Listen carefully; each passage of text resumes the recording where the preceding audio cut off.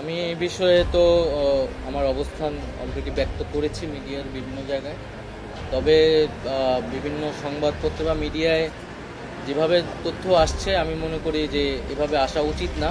কারণ আনুষ্ঠানিক কোনো সিদ্ধান্ত নেওয়ার আগে, সেটা প্রকাশের আগেই আহ, কোনো ধরনের আহ, অনুমানের উপর ভিত্তি করে এই ধরনের তথ্যগুলো ছড়ানো উচিত হচ্ছে না।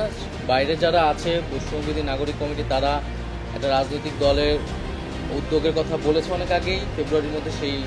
এবং আমি আমার জায়গাতে বলেছি যে সেই দলে হয়তো যুক্ত হওয়ার সম্ভাবনা আমার থাকতে পারে।